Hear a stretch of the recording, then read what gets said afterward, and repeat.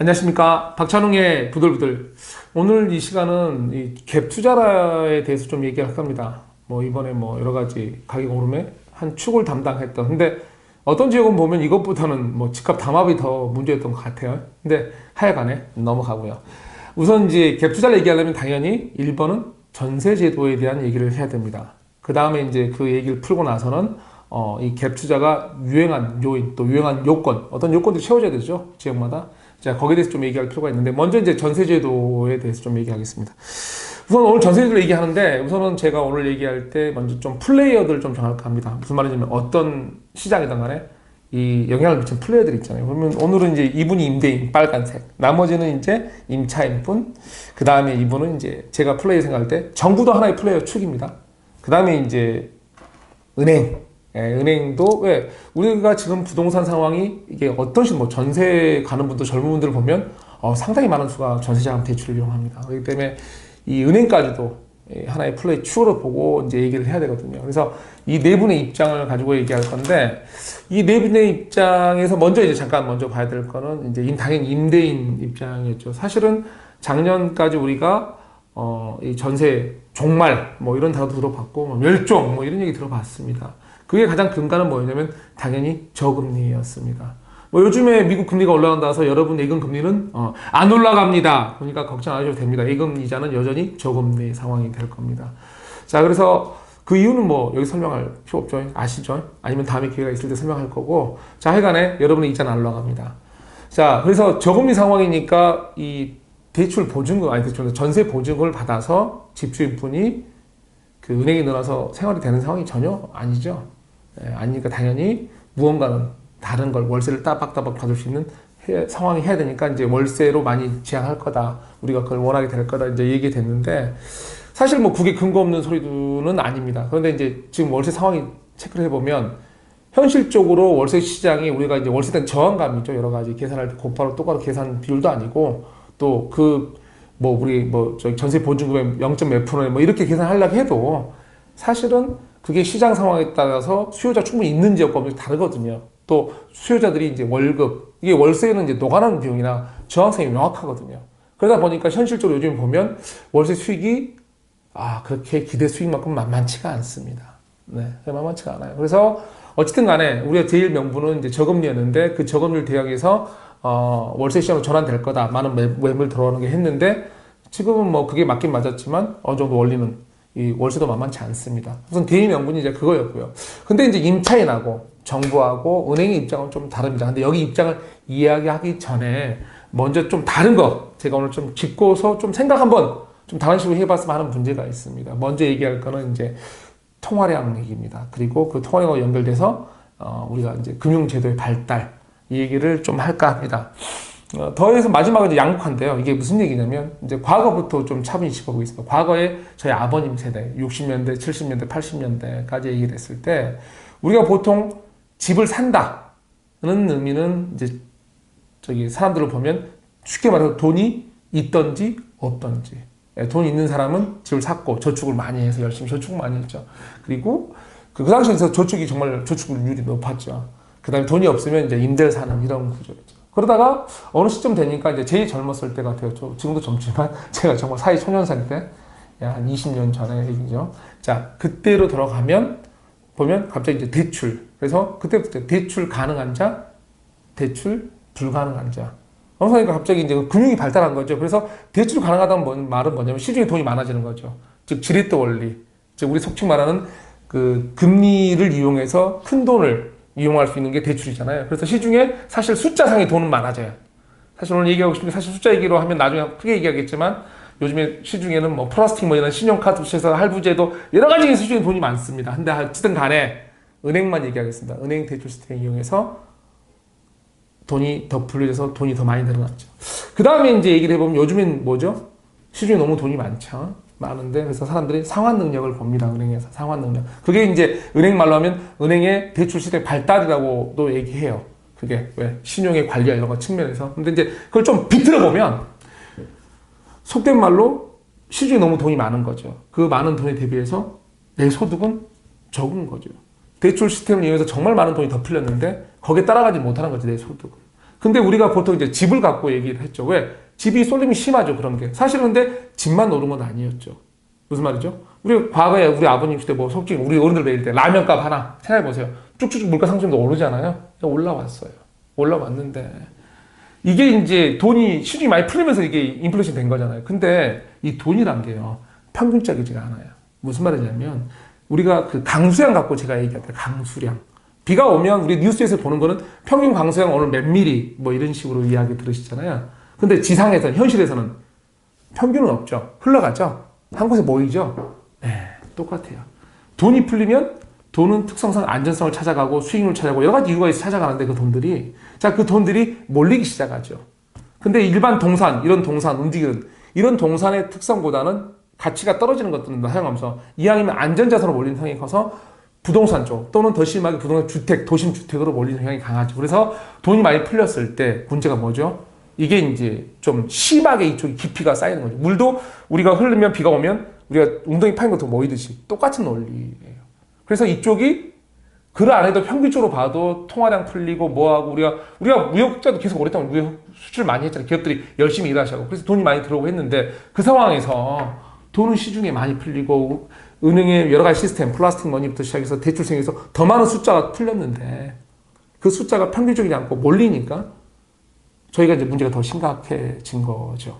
거기서 사람들은 우리한테 대책 내놓은 거라고는 우리가 대출 더 해줄게 이런 식이었거든요. 자, 이런 상황에서 여러분의 소득은 올라가지 않죠. 왜? 평균적으로 올라가는 거거든요. 소득은 평균적으로 올랐는데 평균도 못 따라갔어요. 솔직히 말하면 작년 10월달에 발표한 그 현 정부의 이제 가계 대출에 대한 이제 대책 나온 거 있잖아요. 종합 대책. 거기 내용을 보면 OECD 가입 국가의 이제 평균 소득 분배 얘기가 나와요. 그때 우리나라 대한민국이 평균에 못 미친다고 이거 나오거든요. 그래서 그 말은 뭐냐면 우리 소득 분배도 정확히 되지 않았는데 문제는 뭐예요? 돈이란 건 비와 똑같다니까요. 한쪽으로 쏠려요. 그러니까 그걸 따라가기 힘드니까 이제 은행에서 많은 유동자금을 모아서 대출을 이용했는데 그걸 이제 심하게 더 따지는 거죠. 신용대에서 따지고 상환 능력까지 따지게 됐죠. 그 말은 이제 발달인데 제 입장에서 봤을 때는 어쩔 수 없다고 보고 일부는 그러니까 이번에 말하는 이제 가격 담배 이런 거 빼고 그런 가격 말고요. 어쩔 수 없는 상황이 이제 흘러가는 거거든요. 그 상황에서 저는 이제 전세 제도를 따지고 싶은 거예요. 무슨 말이냐면 이렇게 어쩔 수 없는 상황, 즉 돈이 한쪽으로 쏠리고 앉아서 쏠리는 이 상황에서 우리의 소득이 따라갈 수가 없거든요. 이게 매매 수요를 상당히 줄 수 있죠. 근데 이제 중요한 건 매매 수요에서 계속 가격이 따라될 거냐? 그렇긴 힘든 게 취직이 돈이 너무 많다니까요. 집값만 내려가서 되는 게 아니고 그걸 만드는 원자재부터 땅 모든 게 같이 다운돼야 되는데 실이 돈이 너무 많아요. 그게 어느 정도 내려가도 선은 뻔하다는 이야기죠. 자, 그런 상황에서 이제 다시 5점 들어와서 아까 제가 임차인 입장, 정부 입장, 은행 입장이 따로 있다고 했잖아요. 우선은 이제 먼저 임차인 입장은 뻔하잖아요. 솔직히 말하면 누가 월세 노관하는 거 살고 싶어요. 사실은 좀 돈 안 노관하고 내 돈 지키면서 살고 싶잖아요. 좀 더 좋은 곳에. 그게 이제 마음이잖아요. 그리고 나중에는 나는 투기꾼 아니더라도 집 한 채 정도는 갖고 싶잖아요. 안전하게. 이제 그 마음인 거니까 거긴 제껴두고. 제일 중요한 게 정부와 은행의 입장이에요. 이런 상황에서. 정부 입장에서 이제 뭐냐면 이제 양극화 시대니까 정말로 이제 힘든 분들이 많고 소득 격차가 심하고 이 자본의 쏠림 현상은 심한 상황에서 정부가 할 수 있는 지원, 이 아래, 하위, 중하위 계층이라 말하죠. 이런 분들이 할 수 있는 게 뭐죠? 뭔가 지원을 해줘야 되네. 금융 지원. 근데 우리나라가 이제 일본이나 이런 다른 데가 틀린 게 우리는 전세 제도라는 게 있잖아요. 일본은 사실은 월세 제도니까 월세 바우처 제도가 있어요. 그래서 월세를 지원해줘요.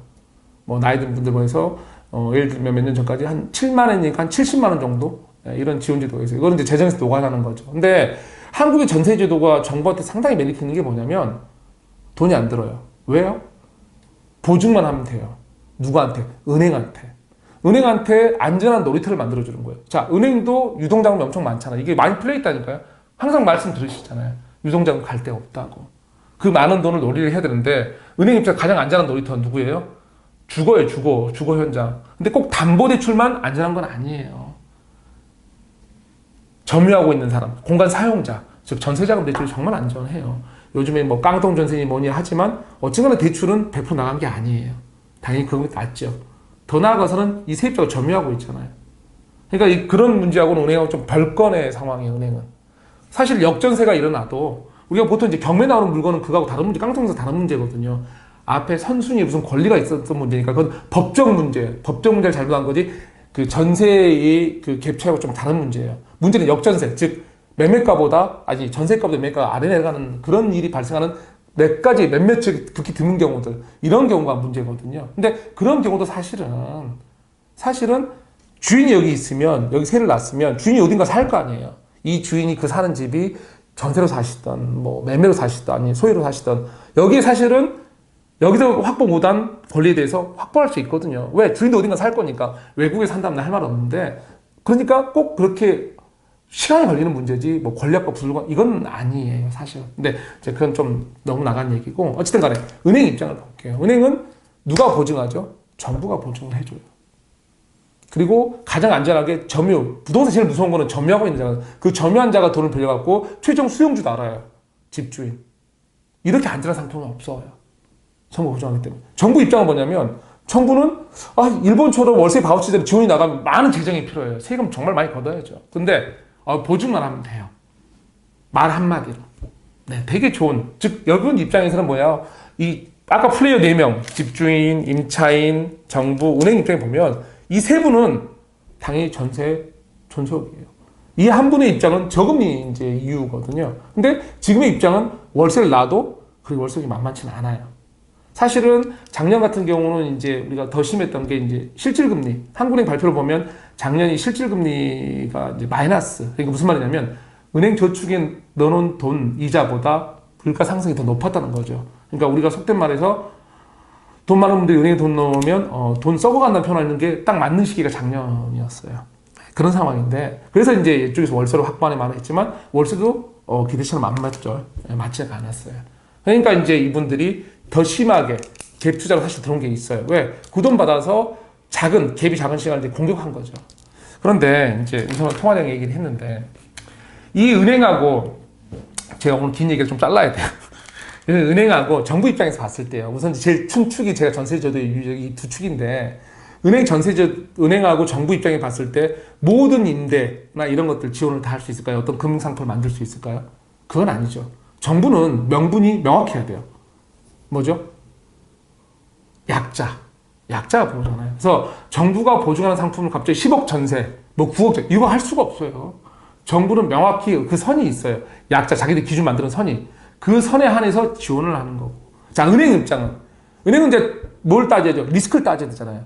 무작정 전세금액에서 대출 많이 만들 수는 없잖아요. 아까 정부가 보증하는 세력대하고 자기들이 시장에서 봤을 때 안전한 선을 찾는 거죠.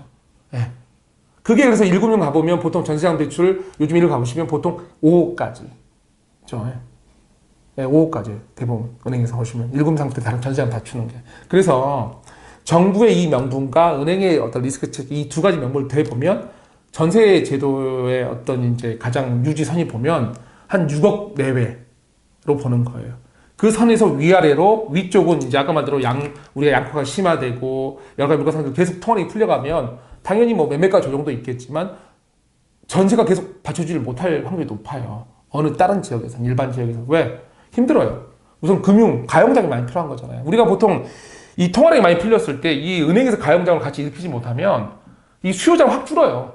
수요자가 준다는 건 당연히 가격이 흔들 수밖에 없는 거죠. 그래서 요즘에 이제 묶었는데 정부가 임대 자금을 묶지는 않거든요. 특히나 명분이 있는 아래쪽은.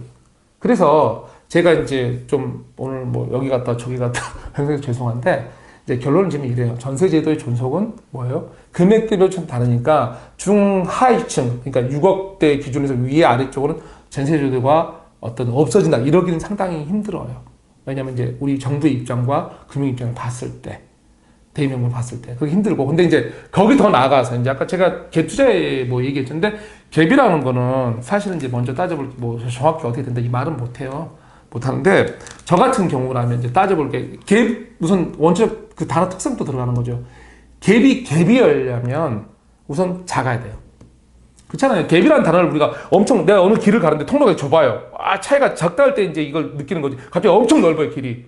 그러면 갭이라는 단어를 쓰는 게 아니에요. 즉 큰 차이로 벌어지는, 즉 우리가 갭 투자가 전세 끼고 하는 투자는 맞지만 전세와 매매가가 확 벌어졌다. 그걸 갭 투자를 할 수는 없는 거예요. 갭 투자가 확 흥행했던 이유는 뭐냐면 항상 부동산은 수요자, 즉 가수요자를 얼마나 만들 수 있냐가 중요해요. 얼마 전에 제가 설명드린 분양권 시장도 그랬잖아요. 집을 살 때는 목돈이 필요하지만 분양부 시장 활성화시켜버리면 푼돈이기 때문에 가격이 확 는다고. 그러면 뒤에 가치 상관없이 이게 지 마음대로 왔다 갔다 해요. 자, 갭 투자가 흥행의 첫 번째 요건은 뭐 전세라는 제도가 있지만 가장 중요한 건 갭이어야 돼요. 즉 작아야 돼. 뭐예요? 소액 투자의 관건이죠. 그래서 소액이 들어가는 시장. 그래서 뭐예요? 가수요를 여기서 있었는데 확 늘려놓은 거. 이런 시장이 존재해야 돼요. 근데 그게 안 되면 한동안 갭이 약해지죠. 그래서 이런 시장이 오면 어떻게 되냐면 아까 말대로 이제 아래쪽으로 내려갈수록 이 갭 차이가 여전히 어쨌든 간에 이제 좁아져요. 정부의 어떤 명분에 있는 자금, 정책 지원 자금하고 은행에서 말하는 어떤 은행 그 대출 리스크 체크에서 나오는 그런 임대자금, 이 선이 저항선을 유지해 주거든요. 임대선은. 그 위에 쪽은 이제 문제가 되는 거고. 그래서 갭이, 즉 임대가가 기준인 지역들이 있었어요. 과거에. 그러니까 이제 서민 주거 지역으로 해서 가격이 우리가 잘 많이 안 오르던 지역들. 그래서 임대가가 스물스물 밀어 올리면서 임대가가 올리니까 매매가가 좀씩 차이가 있으면서, 그래서 항상 여기가 차이가 작았죠. 이런 지역들은 이제 하고, 매매가가 선도하는 지역이 있어요. 매매가가. 그러니까 매매가에서 제일 쉬운 게 이제 강남 재건축 같은 경우가 임대가는 싸거든요. 근데 이제 이게 매매가가 선도해서 쭉 올라가는 지역들이거든요. 이 지역 좀 차이가 달라요. 당연히 이쪽은 원래 그 갭 투자가 아니었고, 그러면 우리가 많이 이용한 게 이런 거나 아니면 강남 지역 소형 이런 것들이었는데, 이런 것들이 많이 벌어졌잖아요. 당연히 힘이 약해요. 그러니까 강남 지역에서도 지금 뭐 조그만 것들이 만약 매매가하고 갭 차이가 많이 벌어지잖아요. 그럼 당연히 거기가 강남이라고 해서 무작정 오르는 건 아니에요. 그 사람 힘이네. 또 그 사람 힘이 대부분이 뭐냐면 전세자금 대출이에요. 그런 사람들이 그 전세 한계선을 넘어서까지 막 버티지는 못해요. 그러니까 여러분이 어느 지역을 가든 내가 사는 테마가 이제 뭘 하든 이 그 갭이 투자 대상이 되려면 그걸 체크하셔야 돼요. 이 전세가 갭 좁아야 된다 이 말이에요. 그 좁이가 형성된 자금, 정책 자금이 나오느냐 아니냐 이걸 따져봐갖고 그걸 판단하셔야 되고, 내가 이 지역에 사는 거주민이면 당장은 뭐 여러 가지 공급되니까 문제가 없겠죠. 근데 항상 부동산은 중장기적인 거잖아요. 2, 3년 뒤에 혹시나 지나가다 동네 부동산을 봤는데 전세가가 상당히 올랐다. 내지 뭐 어떤 근데 매매가가 차이가 아니면 안 올라도 줘요. 매매가를 알아봤는데 매매가 차이가 별로 안 난다. 그럴 때는 항상 주변 상황을 체크를 꼭 하셔야 돼요. 왜? 전세가 안 사라진다는 소리는 뭐냐면 갭 투자는 항상 불씨가 살아있다는 소리예요. 불씨가 살아있어서 꺼지지 않으면 언제든지 다시 춤출 수 있어요. 거기에 대해서 여러분은 방어 전략을 짜셔야 되는 게 맞는 거예요. 오늘 중간에 한번 샜다 갔는데요. 제가 두서없이 한 게 워낙 특징이라서 좀 이해 부탁드리고 또 다음에는 다른 걸로 얘기하고 찾아오겠습니다. 네, 감사합니다.